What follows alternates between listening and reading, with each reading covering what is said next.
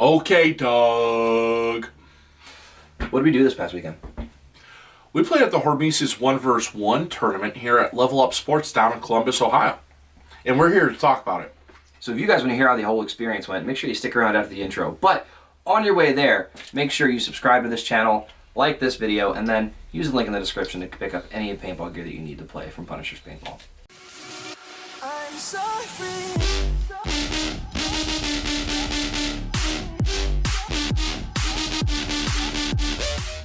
Alright, so that was a really cool experience. And you, last minute, decided to play the Joust, which was the Saturday portion of the games. And what did you think of you playing the Joust? Alright, so first off, I'd like to say this. There was two different things, the Joust and the Duel.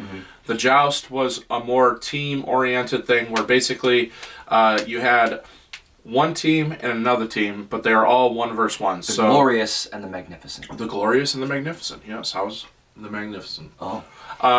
So you had a general on both sides, general for the general for both sides, and basically he was kind of like your coach, and decided who went out and everything else like that. When we played, we just went in sequence. So you know, from top to bottom, we kind of arranged people in order of what we thought was fair skill level wise, and everything else like that. Now the Duel is completely different, and that runs for an hour. You get the Joust. The Joust runs for an hour. Two timeouts, and you get one trump card, which means you can actually kick somebody off the field if you want to. Do they have to win a certain number of times in a row first? No, you don't. Okay. It's just a matter of, like, you know, if the guy's on a run, he's really hot, and he's just knocking everybody out and racking up the points, then you can trump him out. Correct. There is also sideline coaching and crowd involvement. People can yell and counter coach. Probably the most important part, Doug, and I don't know how I missed that. It's very distracting. I felt bad for a lot of the players out there. I was like, wow, that's a lot to listen to. Like, as you're also trying to deal with this guy who's right in front of you, because it's a really, really small field.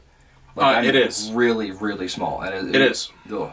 This particular rendition, so what will happen is all the spots of each bunker will be the same every event. So it's going to be like 6 or 8. It was Aztecs this time, right, leading up to each other with a big open space in the middle. And then it was like 5. It was 5. Was it 5? It was 5. Wow. Yep, 5 on each side. And then on the outside layer there was mini cakes, but think of it like you're playing Battleship. Like, that peg is always going to be there in that spot, but what bunker you put there will be different. So next time it could be some Doritos instead, or whatever it may be. So it will be a little different for each event and each time this happens. But yeah, the Joust seems super cool. Another important thing is when you start on the start box, they actually rope off an area that you have to be standing inside of. You cannot have a foot outside of it. You can have your foot on the rope and kind of outside of it, but part of that foot still has to be on the rope. So you can't just be super wide on the outside of the box. So there is a chance you can get clipped right off the break. And if that does happen, that's called an ace, I believe, right? I believe so, if you get clipped within the first couple shots, it's I called was an ace. confused. I heard once that the ace was like you get pulled up right off the break, and then somebody else said the ace was 5 kills in a row. I don't know. There is an ace. I don't think it really affects anything. I think it's the pretty only much just thing that street cred. affected anything was with the Joust, the generals could go out, and if the general killed somebody, I think it was 3 points to 1. Okay. I didn't know that part. Yeah. And then the Duel was completely different. So the Duel was, I think the match time was 20 minutes. 20 minutes. 20 match seconds time, between each point. 20 seconds in between each point. So same thing there, but it was strictly those two players going at each other for 20 minutes straight. Or first to 10. Or first to 10. There was also a mercy, I believe, if they went up 6-0. Now, was there timeouts and Trump? No Trump. I believe you had like up to 2 timeouts. I don't remember how many. I was helping my buddy McKyler. He actually made it to the final. He was the kid with the North Side jersey on, playing against this dude who played semi-pro. He was wearing a bunch of dye stuff. I didn't get his name. Cameron Bushby. Cushby? Bushby. So Cameron. Shout out to Cameron. He was a really nice guy. Watching him play was pretty incredible. And here, honestly, shout out to Kai, my buddy McKyler, because he won, I think, either D5 or D4 a couple years back with his team Northside out in Utah, and then didn't play.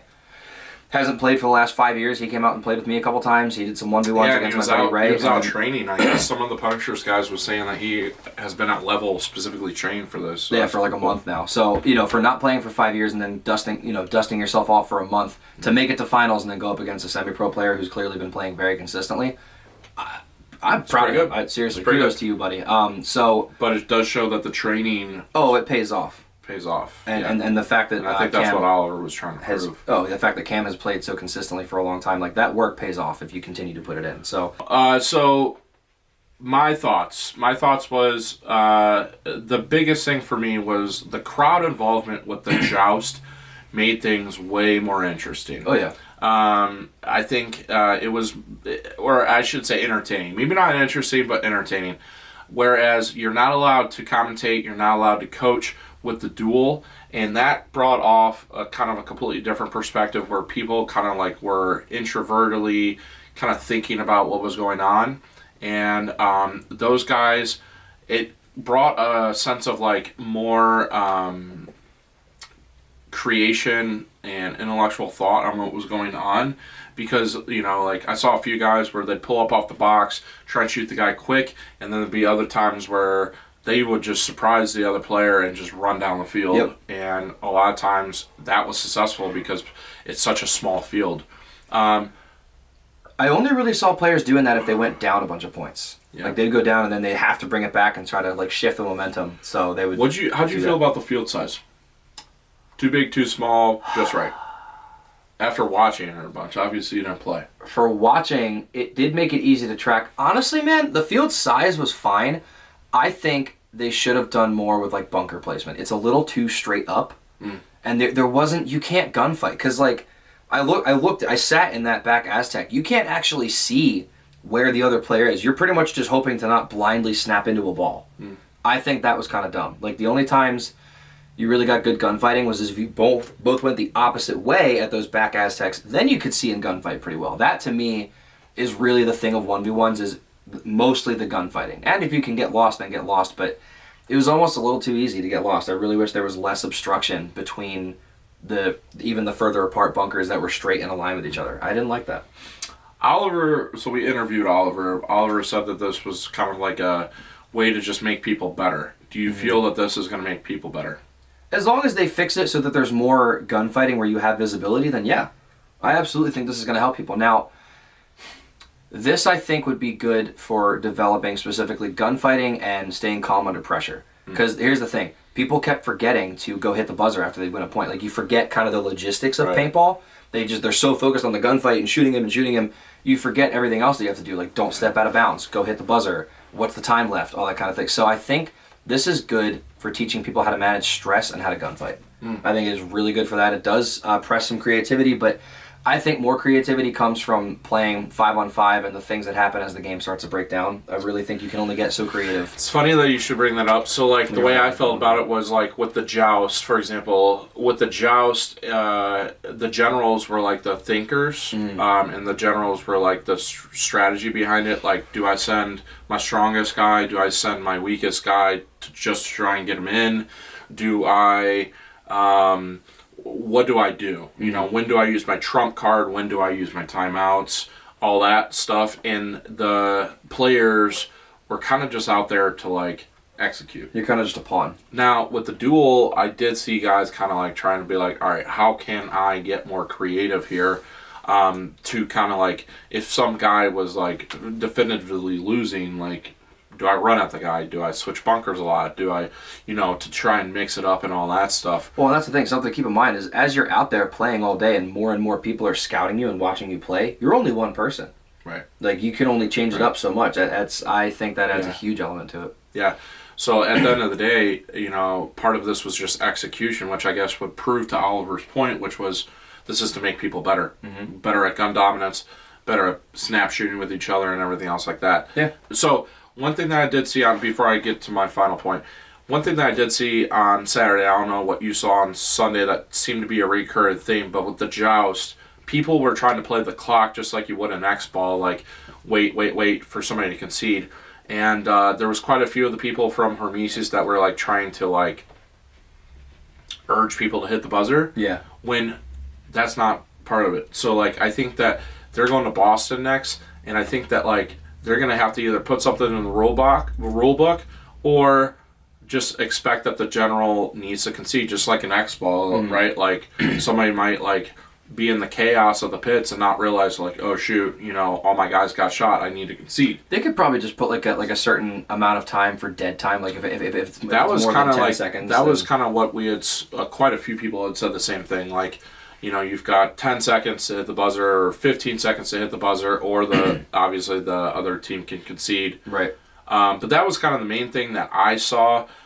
It's also like the refs have to be very assertive with this, but because it's such a small field, it makes it very easy. Like the second somebody gets shot, people know because you can hear it. Because it's such a small field, you can hear it and you can see it very quickly. You can see two refs going, hit! Right. So then, to keep the time thing in check, it would have to be maybe the refs that call the hit then have to, like, just like in like lacrosse when they're counting, like, to clear the ball. Like, right, yeah, and I saw a couple people trying to come in for checks and stuff, and it's like, if I'm the guy that's on the opposite end of the spectrum, and like I'm playing against somebody and somebody comes in for a check, you can best believe I'm changing my position and getting an easy kill if that happens, which kind of does play into the strategy of the play. But oh god, yeah. But for the most part, it was like, if I see a ref running there, I'm not going to be in the same bunker by the time he comes back out. No way. I was surprised by the amount of people that did. But any recurring things that you saw from the duel that kind of seemed on Sunday that seemed to be, because you were filming quite a bit, so. Aggression was not always rewarded. Popping the top a lot was not always rewarded. It certainly helps you get dominance, but if that doesn't work the first 1 or 2 times you try it, you got to do something else. Gotcha. I think what I would have loved to have seen more of would be people, try popping the top, try to get that dominance again, but if it doesn't work, roll off. Pick a side, roll off, and use your eyes. Yeah, I did do that a little bit, where like I kind of rolled off if the guy was just hammering my bunker. Yeah. And I'd kind of play off of it just so, if that guy ran down the field, he'd be right in my sights. At least you catch him and trade. All right, so overall, my impressions of the Joust were great. I would definitely do it again. Oliver had asked me that. I would definitely do it again if another one came in town. The duel, obviously, was more rewarded because of the opportunity to go to California and compete for the $10,000.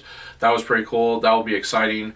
Very fun to watch, very easy to watch. It's kind of like somebody, common complaint. I think this is good for paintball. Even if you find it annoying as someone who already plays, that opinion kind of doesn't matter. We're trying to expand this to get more people in the game. Yeah. I think this is a good way to do it. Yeah. Any 1v1 format, I think is a good way to do it. believe that paintball is a big team sport. Yes. And part of what makes any player on any team-related sport really good is how well are you willing to contribute to your team and everything else like that. And I've always felt that like that's a big portion of like when I look at players like for the program or whatever, like are they going to be a good team player and everything else like that. I think that kind of takes things out of it, but the Joust, there was a lot of contributing behind the scenes and people partnered up to like get other paint because of the very quick turnaround, the 20-second turnaround. I think it's very spectator friendly. I would say between this and like if I were just going to be playing 5-man X-ball, man, I don't know. It's close. Like, it's close. I'd have to play it a little bit more to make an honest decision on it because I played so much, just regular 5-man X-ball. I'd rather do the duel, and this is just me. I know people really want sideline coaching or at least crowd involvement to come back, and I do like some crowd shouting, don't get me wrong, but like, I really like with paintball that it's only the people in the net and that you don't have any help. So for me, I liked watching the duel more because there was no one telling you, oh, he's going to run you down or whatever. Like, I don't know. Yeah. Just me. Gotcha. Just me. See, I'm the opposite. I like the commentating. I like the coaching. Every other sport, there's people yelling like baseball, football, basketball. That's part of the game. People have to control it. People have to figure it out. I will say this. There wasn't a lot of coaching that really benefited the players because of the fact that it was so quick. Like, you could call out and say, hey, this guy's over the top. Well, if that guy hears it, he's just going to snap somewhere else, yeah. Right? Or whatever the case may be. Whereas, like, the commentating, people really starting to get into it. And they're like, everyone I talked to afterwards that watched us for the first round of the Joust was like, man, that was a lot of fun to watch. And I did like being able to trash talk Danny when he was playing against Max or whoever it was. I enjoyed trash talking people that I shot. So, but yeah, so I would definitely do it again. I'm not going to make a decision one way or another. I will say this, though. It is not definitive that I would say that I don't like this format as much as X-Ball. Like, it's You're close not for me. sure. Yeah. I'm not sure. It's close for me. I actually really did like it. I was kind of surprised. I think it's sweet. So, if I had to pick one, I don't think I could pick. They're so different. 10-man. Always 10-man. That's the beer league. That's right. But it is the beer league. Guys, if there is going to be one that's near you or within an hour or two of where you live, Definitely I would check it actually out. really suggest going and checking it out. Everyone is super chill. The Hormesis tent is awesome. They offer a lot of really cool stuff. We did a walkthrough video that I'll try to drop as well whenever this drops. And you get to meet one of the biggest legends that the sport has ever had. And you know what? A lot of times with watching people interview and like seeing them on camera, you gotta wonder like, oh, but how are they like when the cameras are off? Like, what are they really like? Oliver's actually really cool. He's high enough up there and has been around long enough that you could very easily be like, he probably doesn't really care to talk to the low man. Like he doesn't have time for it. He makes time, man. He really, and he's busy at this event, so try to catch him at a good time. But he will say hello and take a picture with you. And shout out to Oliver Lang, because that man was working the entire time. Yep. I sometimes when I go to events and stuff, I'm like, man, I wonder if like every owner of paintball does this. Oliver Lang was out there raking up paint. Yep. Was pressure washing the bunkers. Just as much work as his to employees. make the experience unforgettable for everybody, and that was like. That impressed me. I was paying attention, like off the scene, on what was going on, and he like busted his butt the entire time. He did, and I appreciate that he's trying to make this a very wholeheartedly good thing. I think he really meant what he said in the podcast, where he's not trying to compete with other formats of paintball. He's just trying to add something. Yeah. So, like I said, I really recommend going. Go check it out. Go say what's up. Go get you a T-shirt. It's super cool. It's a really cool experience, guys. But Joel, do you have any other thoughts or no? No, not at all. You hit a nail on the head right there. Awesome. Well, hey, guys, thank you for stopping by and watching the video today. Really love having you guys on the channel. Make sure you subscribe for us, please, and like this video. When you're done, once again, use the link in the description to make sure you're shopping at Punisher's Paintball. We'll catch you in the next one. I'm so free.